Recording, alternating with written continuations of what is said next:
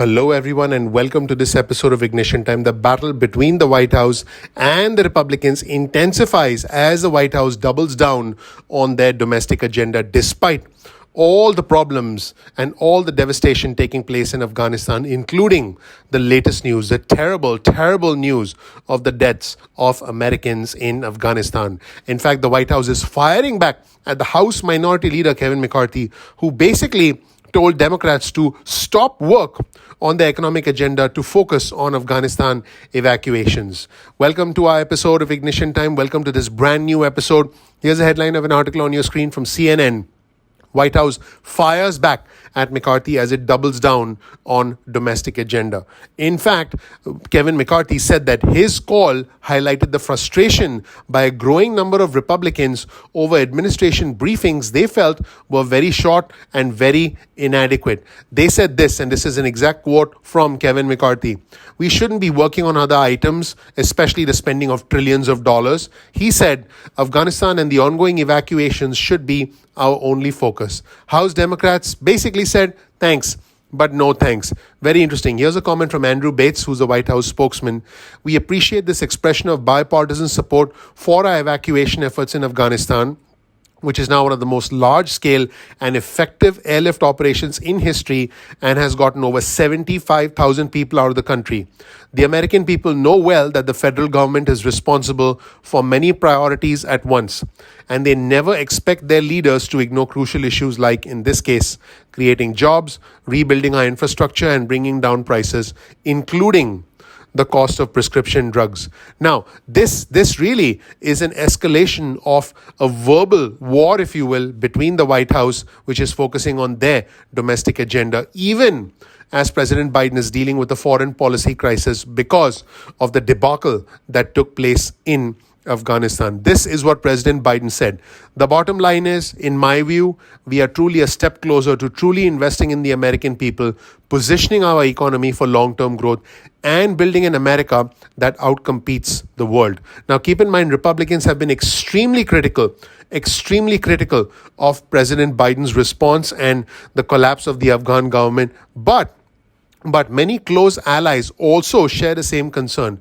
In fact, Kevin McCarthy said this: "There's no possible way that we can get every American that's still in Afghanistan out in the next few days." So clearly the White House is under a lot of pressure, but even as they try and evacuate people in Afghanistan, House Speaker Pelosi is focused on matters back home. In fact, she had to navigate concerns by moderate Democrats who were led by the New Jersey Democratic Congressman Josh Gottheimer. She had to navigate their concerns in order to make sure that the $3.5 trillion budget reconciliation bill had a chance. And by the way, Bernie Sanders, the one and only Bernie Sanders, has played a very important role in drafting that entire proposal. Now, they are working hard. The Democratic leadership is working hard to try and make sure all of that passes. But Kevin McCarthy had this to say: "The Democrats bring us back to spend trillions of dollars. They fight because they can't bring a rule up. They spend their time on phones trying to twist arms to get people to vote, whereas they should drop that, and our entire focus, Republican, Democrat, Independent alike, should be nothing else than bringing our Americans home."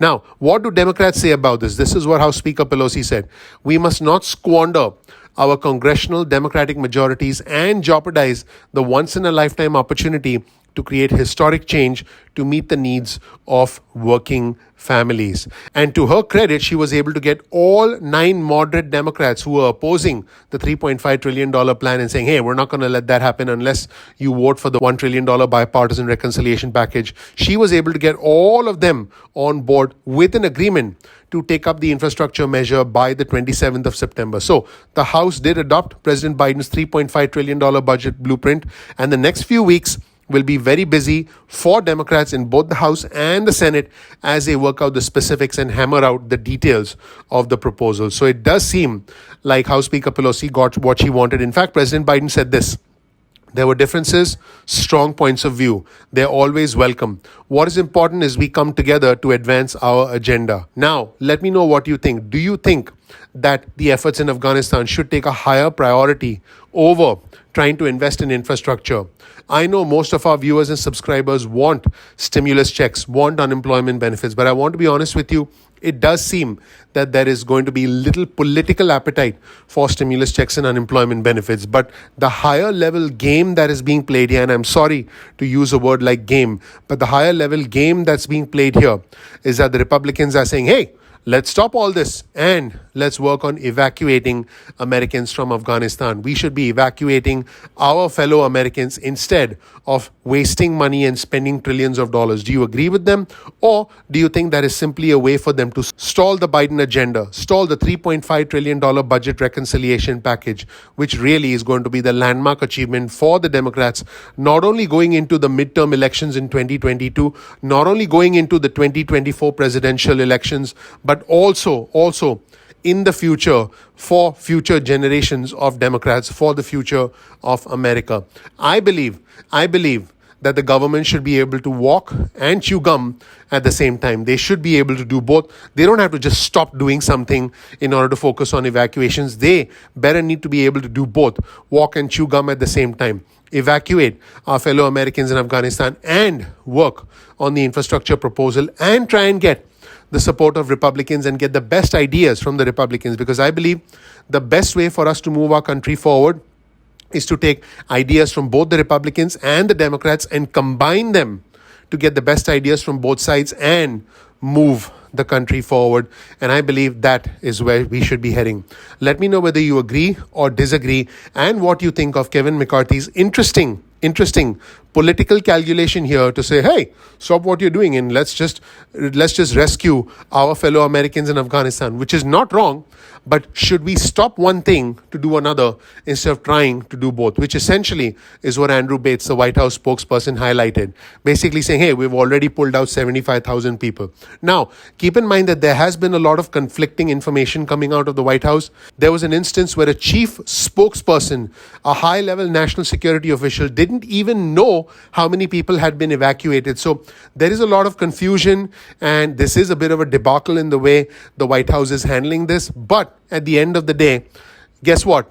They should be able to do everything at one time because that is what we expect as Americans. Doing the right thing and doing the thing that will move our country forward. Doing the right thing should not be a choice.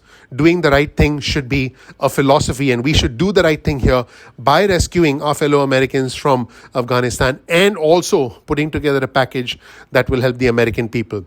Let me know what you think in the comment section below. Please click the like button. Please click subscribe. Please enable notifications. My name is Dr. Nitin Chhoda with Ignition Time.